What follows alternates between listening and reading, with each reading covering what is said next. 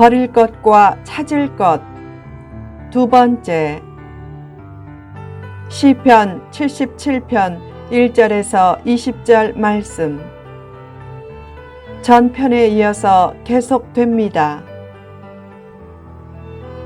복된 인생을 위해 찾을 것. 복된 인생을 위해 버릴 것도 잘 버려야 하지만 찾을 것도 잘 찾아야 한다.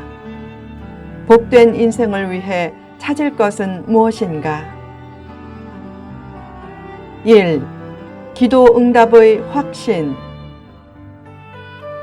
아삽은 질문도 많고 생각도 많았지만 기본적으로 하나님께 기도하면 그 기도가 응답될 것을 믿었다.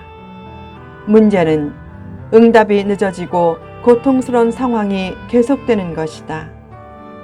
고난이 지속되어도 기도 응답의 확신을 가지고 하나님의 때를 기다리라. 우물가에서 쌀을 씻는데 숭늉을 달라는 식으로 너무 성급하게 응답을 구하지 말라. 조급함과 스트레스를 버리고 믿음을 통해 여유를 가져야 창조성도 나타난다. 너무 긴장되면 좋은 작품이 안 나온다. 바이올린 줄을 늘 조여놓으면 좋은 바이올린도 금방 망가진다. 긴장을 풀고 유쾌한 인간상을 만들기 위해 거울 앞에서 수시로 이런 자기 고백을 하라. 실망하지 마라. 넌 괜찮다. 넌 아직 쓸만하다. 조만간 내 때가 온다. 그런 믿음의 고백으로 먼저 조급함과 긴장도 풀어주어야 창조성도 촉진되고 축복도 다가온다. 공산주의가 왜 단기간에 망했는가? 경직성 때문이다. 다양성 속에 창조성이 나오는데 공산주의의 획일적인 사고가 역사를 후퇴시킨 것이다.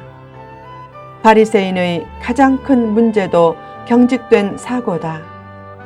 예수님은 만나는 사람마다 경직된 마음을 풀어주셨다. 그래서 소외된 사람들과 버려진 여인들이 예수님 안에서 마음을 풀면서 축복의 문도 활짝 열리게 되었다. 믿음의 여유를 가지고 합력하여 선을 이루실 하나님을 바라보며 축복의 때를 기다리라. 입으로 말하는 것만이 기도가 아니라 귀로 듣는 것도 기도다. 행동하는 것만이 기도의 열매가 아니라 기다리는 것도 기도의 열매다.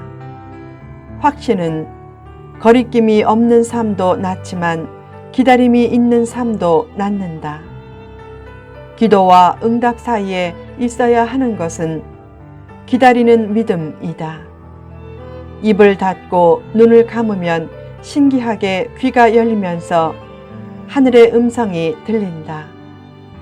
사람이 기다리는 믿음을 가지고 하늘의 음성을 들으려고 할 때 하나님도 사랑하는 마음을 가지고 사람의 음성을 들으신다. 2. 은혜에 대한 기억. 아삽은 지난 세월의 은혜를 기억하고 새롭게 하나님의 은혜를 기억하며 살겠다고 결단했다. 처음에 그는 고난의 현실을 보고 낙심하고 불평했지만 곧 문제 대신 하나님을 바라보고 하나님의 하신 일을 기억하며 한탄을 찬탄으로 바꿨다. 그처럼 고난을 통해 삶이 성숙해지고 창조성을 얻는 경우가 얼마나 많은가. 박목월 시인이 중학교 2학년 때 겪었던 일이다. 돈이 없어 하숙집에서 쫓겨나 학교 교실에서 자는데 어느 날 추운 교실에서 자는 그에게 선생님이 말했다. 이제 교실에서 자지 말고 학교 온실에서 자거라.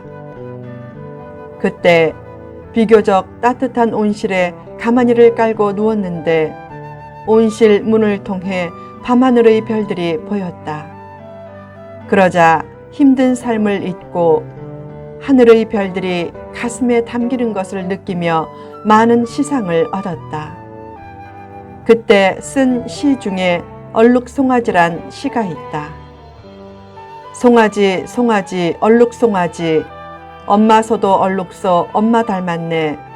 송아지 송아지 얼룩송아지 두 귀가 얼룩귀 귀가 닮았네. 언뜻 보면 초등학교 1학년이 쓴 시 같은데 시인의 고된 삶을 투영하면 깊은 의미가 느껴진다. 나중에 시인은 아들에게 말했다. 온실의 찬 바닥에서 잘 때 하늘을 바라보고 별과 달을 노래했기에 시인이 될 수 있었단다. 고난을 승화시키면 아름다운 노래가 빚어진다.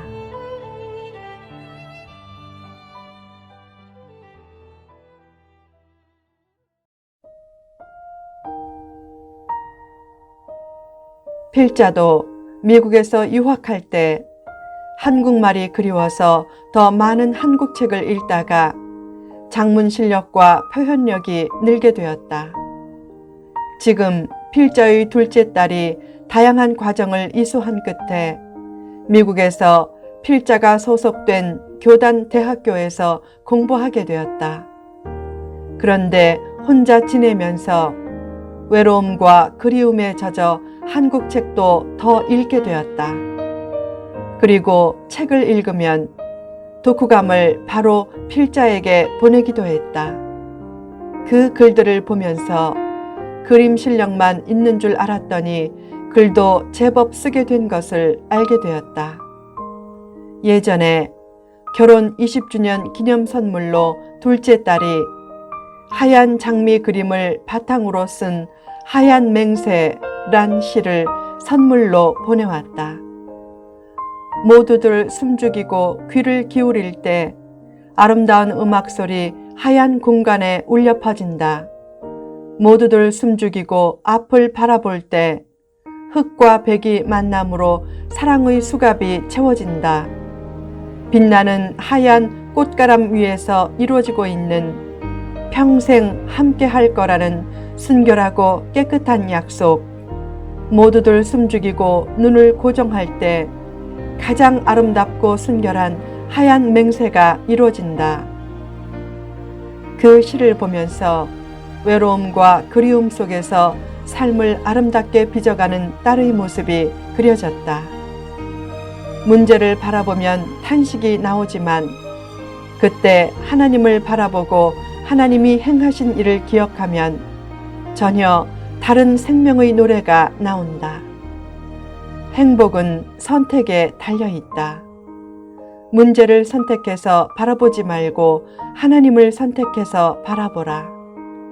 하나님을 바라보고 하나님의 은혜를 기억하면 고난 중에도 얼마든지 기쁨의 노래를 부를 수 있다. 3. 하나님에 대한 찬양. 시의 후반부에서 마침내 아삽은 하나님의 위대성을 찬양하게 되었다.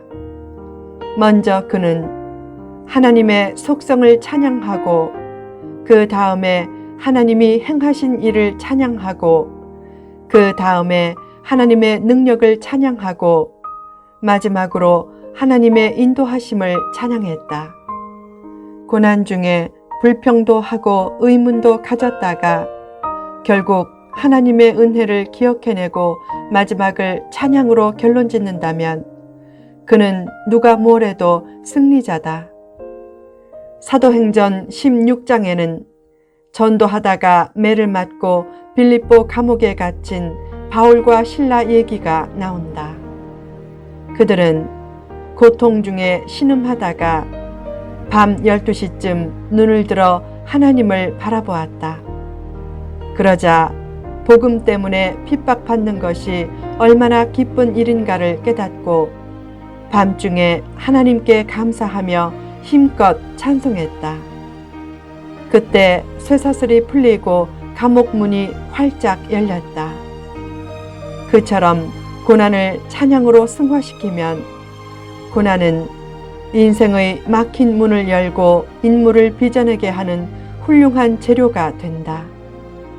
살다 보면 잘 믿어도 때로는 낙심되는 상황에 처한다. 그러면 탄식이 나온다. 왜 이렇게 되는 일이 없을까? 하나님이 왜 나를 이렇게 극단으로 몰아가실까?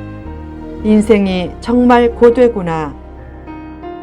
그런 슬픈 감정에 젖지 말고 하나님 안에서 다시 희망을 찾으라. 희망이 없는 상황에서 희망을 찾아내는 사람이 바로 성도다. 세상에는 희망이 없다. 세상은 있던 희망도 앗아가는 곳이다. 그러나 성도는 잠깐 탄식해도 곧 일어서야 한다. 아삽도 잠시 탄식하고 불평했지만 곧 일어서서 자신의 원래 노래를 찾았다. 잠깐 연약해져서 불평하고 원망했어도 곧 자기 잘못을 깨닫고 찬양과 감사를 회복하는 삶이 성령 충만한 삶이다. 성령 충만을 신비와 연결시키면 삶은 점차 회색이 되지만 성령 충만을 감사와 연결시키면 삶은 점차 회복이 된다. 가끔 믿음이 연약해져서 불평하고 원망하기도 하지만 그 모습은 성도의 본래 모습이 아니다. 성도도 완벽한 존재가 아니기에 가끔 불평과 원망을 하지만 그 불평과 원망도 결국은 하나님을 더 깊이 체험하고 싶다는 몸부림이다. 그때 아삽처럼 믿음의 고백과 감사의 노래를 회복하면 하나님은 그 믿음과 감사를 보시고 축복의 문을 활짝 열어주실 것이다. 늘 믿음의 고백으로 하나님의 오른손에 굳게 붙들린 승리자의 삶을 살라.